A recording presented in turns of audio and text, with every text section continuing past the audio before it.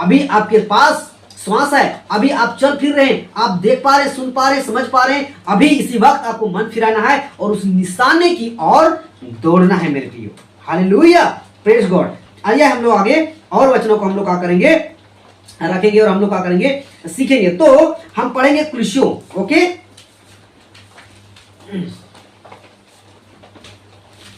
हम लोग और वचनों को हम लोग पढ़ेंगे कुलुस्सियों का पुस्तक, ओके। कुलुस्सियों का पुस्तक 3 अध्याय वचन 1 हम लोग पढ़ेंगे। हाँ, कुलुस्सियों का पुस्तक 3 अध्याय वचन 1 लिखता, अतः जब तुम मसीह के साथ जिलाए गए तो स्वर्गीय वस्तुओं की खोज में रहो, जहां मसीह विद्यमान है और परमेश्वर के दाहिनी ओर बैठा हुआ है ना। क्या लिखता है कि जब तुम मसीह के साथ जिलाए गए तो स्वर्गीय वस्तुओं की खोज में रहो, जहां मसीह विद्यमान है और परमेश्वर के दाहिनी ओर बैठा है। तो मसीह के साथ जिलाए गए मतलब जिस दिन हम सब विश्वास किए, है ना, जिस दिन हम विश्वास किए, बपतिस्मा लिए और एक वाचा के साथ, एक नए जीवन के साथ अगर हम जिलाए गए, और आपको सही मेरे प्रियो, हम लोग बपतिस्मा इसीलिए लेते हैं कि पाप के लिए मर गए और यीशु मसीह के लिए जी गए। हम इसीलिए बपतिस्मा लेते हैं। हाँ, हम यीशु मसीह में के नाम से यीशु मसीह के नाम में बपतिस्मा या पिता पुत्र पवित्र के नाम में बपतिस्मा हम लोग बपतिस्मा लेते हैं, है ना। और उसी दिन हम मसीह के साथ, मसीह के लिए हम लोग, मसीह के साथ हम क्या होते हैं, जिलाए जाते हैं। जब मसीह के लिए जिलाए जाते हैं, मसीह के साथ जिलाए जाते हैं, तो लिखता है पौलुस की स्वर्गीय वस्तुओं की खोज में रहो। स्वर्गीय वस्तुओं की खोज में मतलब वचन की खोज में रहना।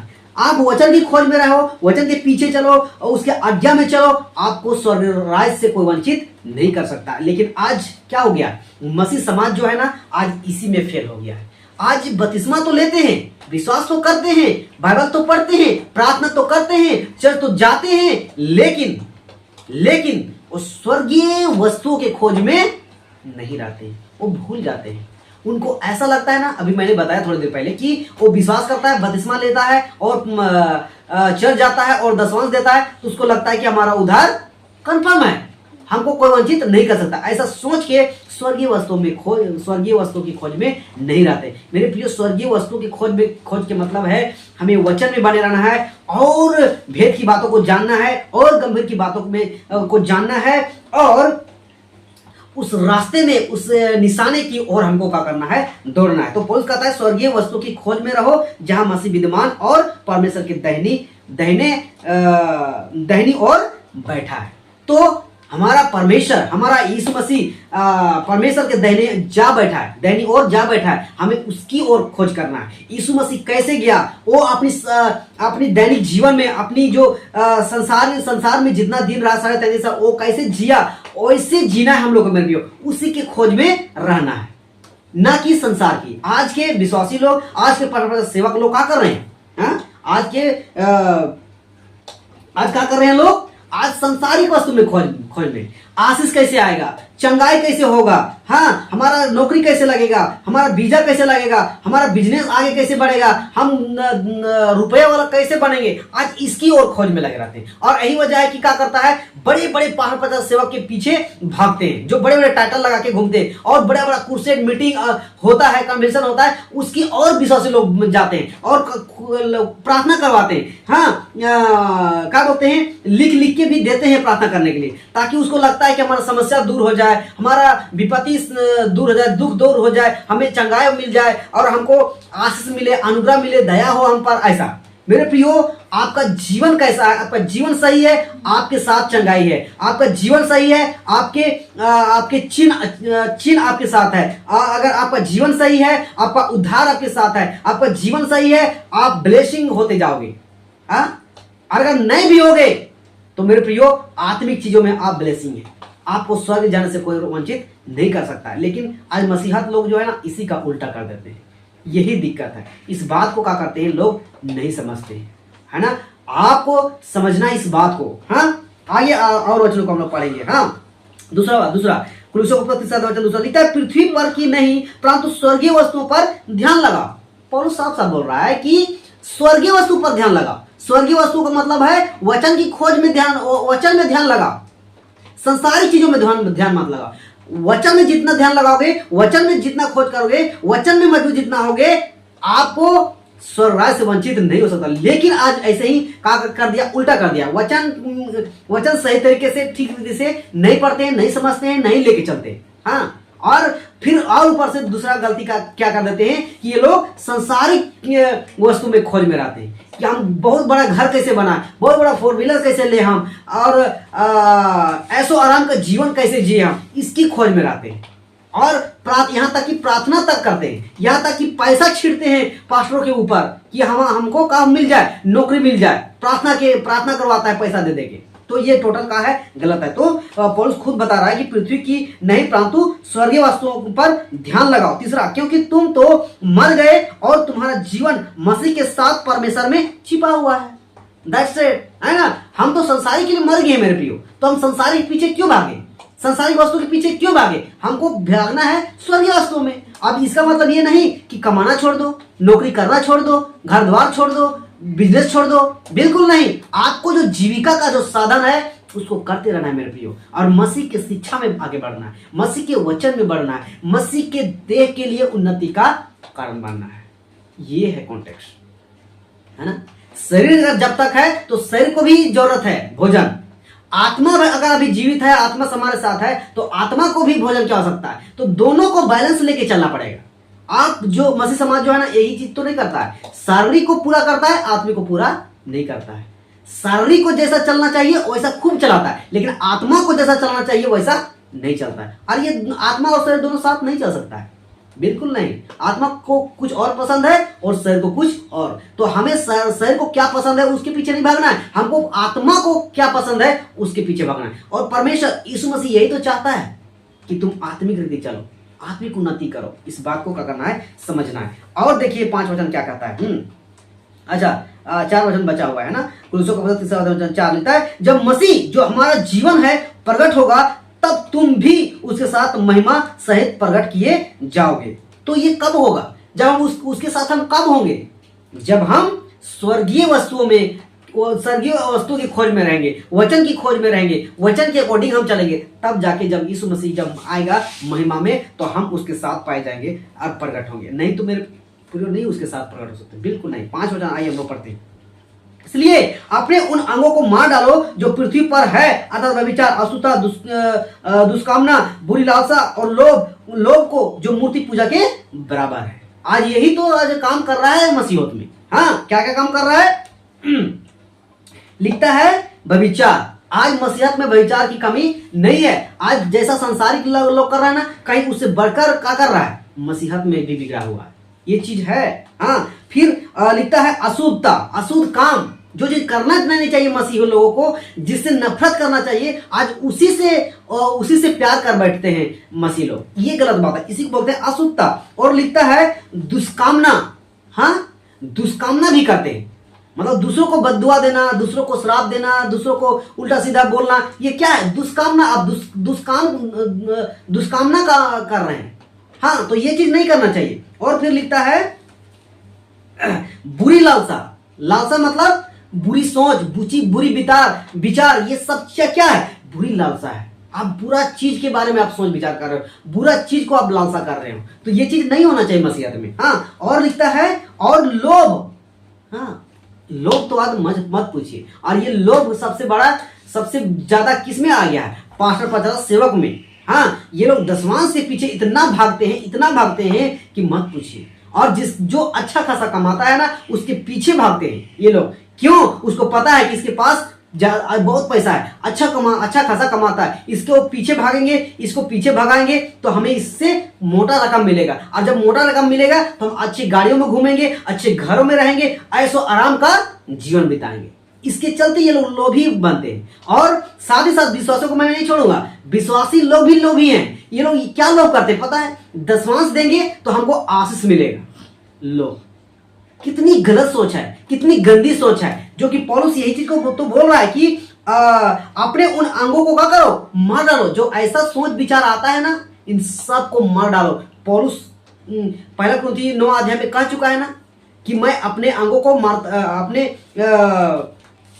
क्या करता हूं, अपने अंगों को क्या करता हूं, मारता कूटता अपने वश में करता हूं, ऐसा करके उन्होंने कहा है। तो उस बात को क्या करना है, समझना है मेरे प्रियो। हाँ, क्या कहता है थोड़ा सा हम लोग क्या करते हैं देखते हैं। लिखता है कि अपनी देह को, हाँ, अपनी देह को मर्दा कुर्ता अपने वश में करता। हाँ, तो आज भी विश्वासी लोग, पास्टर सेवक लोग भी अपने ऐसे सोच विचार को क्या करना चाहिए, मार के खत्म करना चाहिए और शुद्धता की ओर, सिद्धता की ओर, सच्चाई की ओर बढ़ना चाहिए। लेकिन ये लोग ऐसा नहीं कर रहे हैं, बल्कि इसका बढ़ावा दे रहे हैं।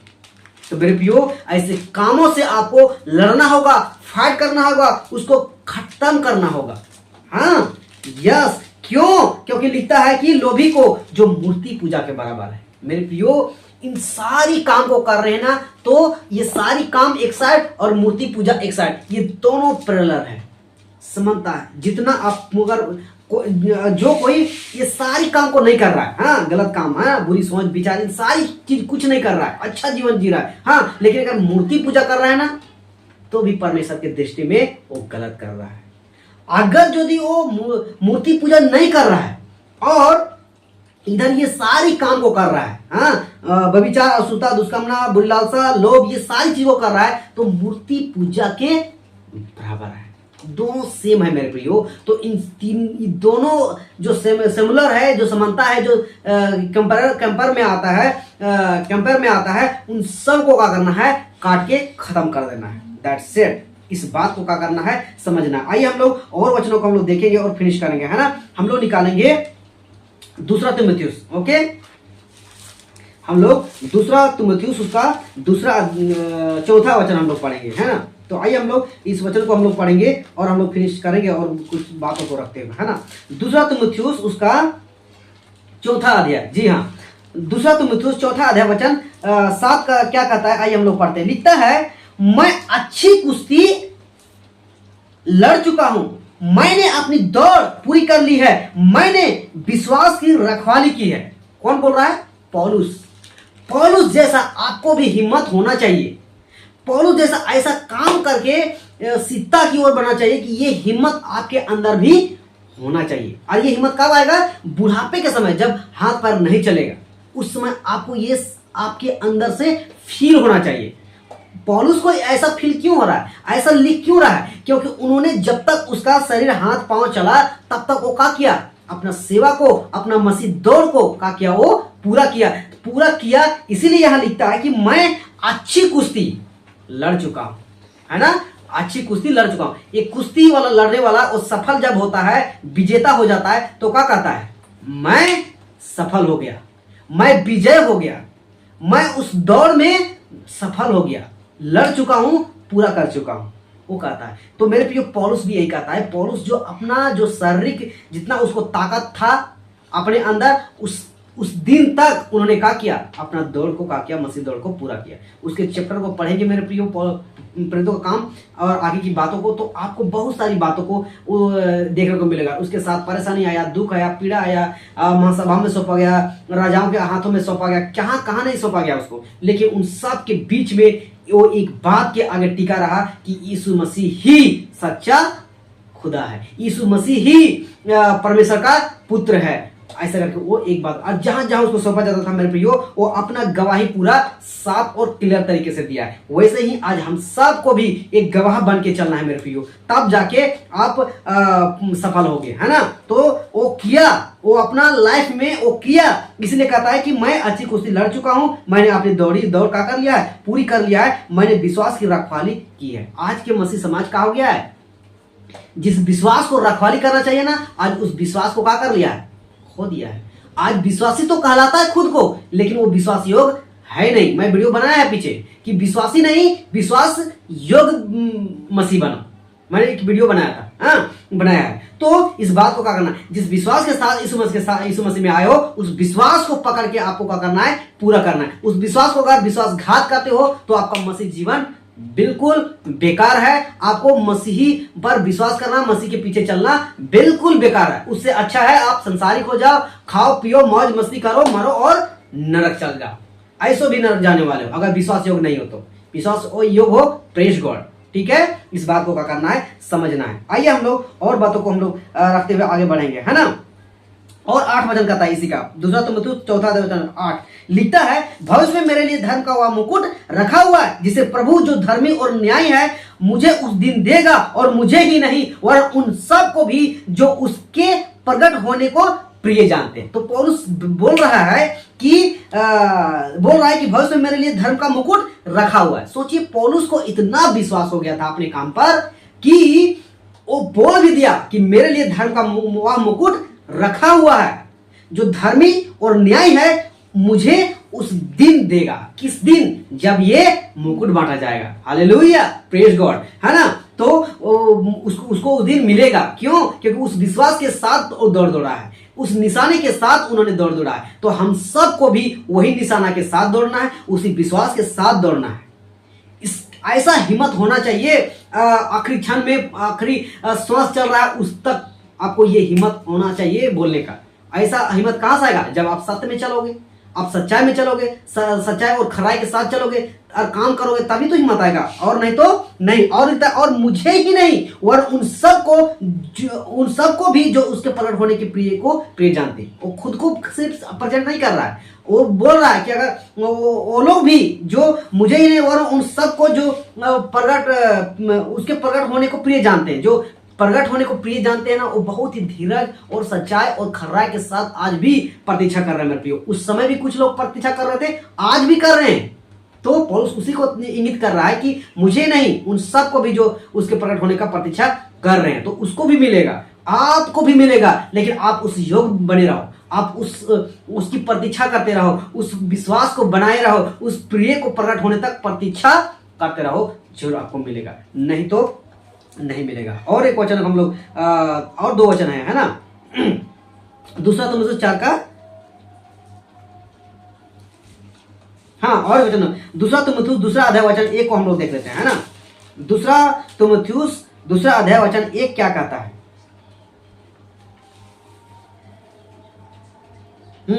दूसरा अध्याय वचन 1 कहता है, इसलिए हे मेरे प्रियो, तू उस अनुग्रह से जो मसीह यीशु में है बलवंत हो जा।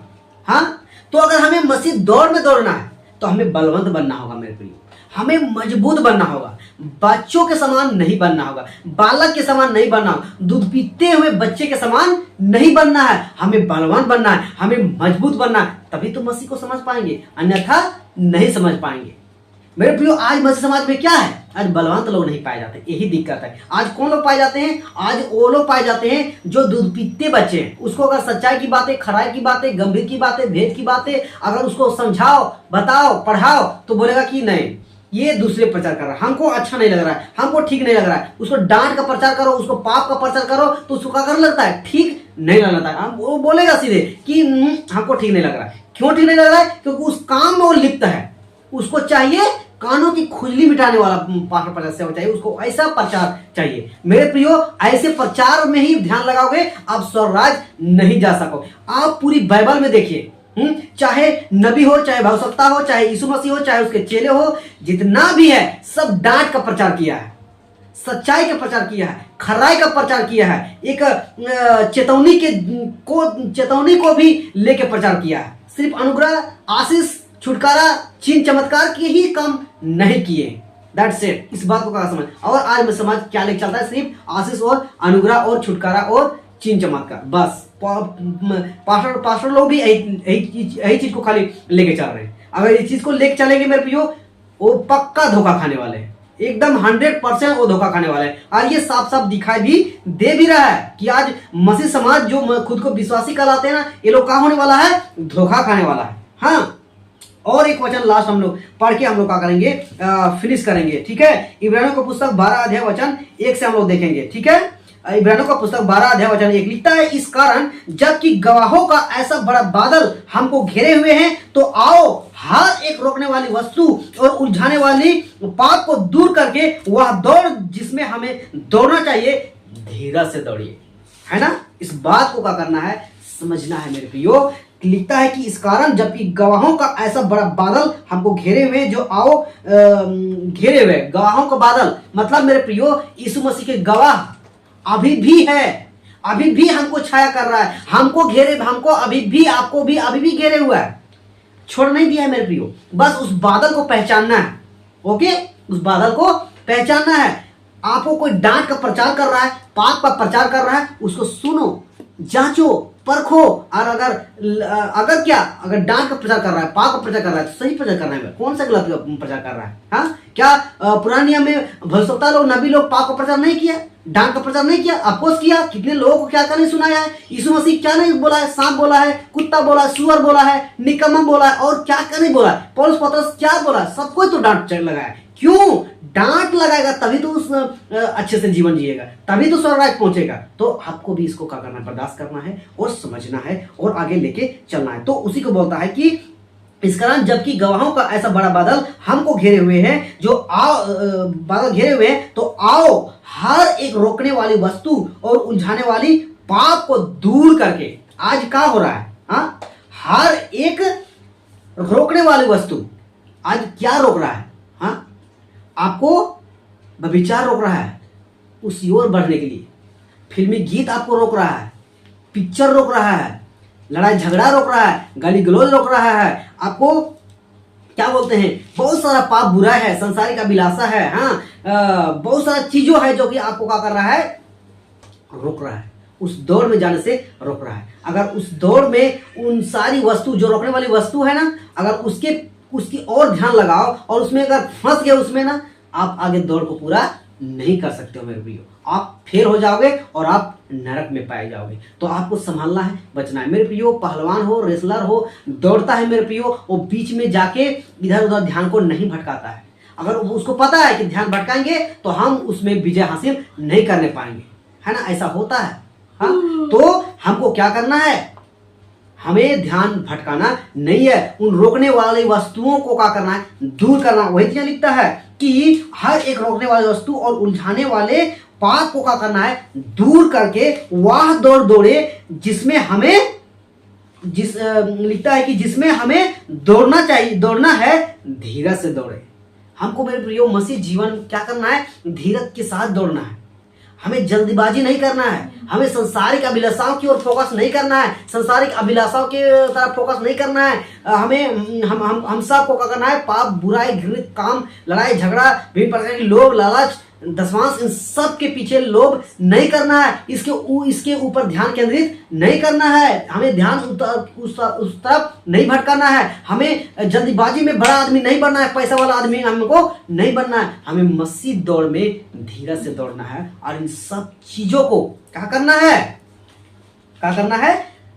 दूर करना है। और हमको धीरज के साथ हमको क्या करना है? आगे बढ़ना है। तो इस बात को क्या करना है?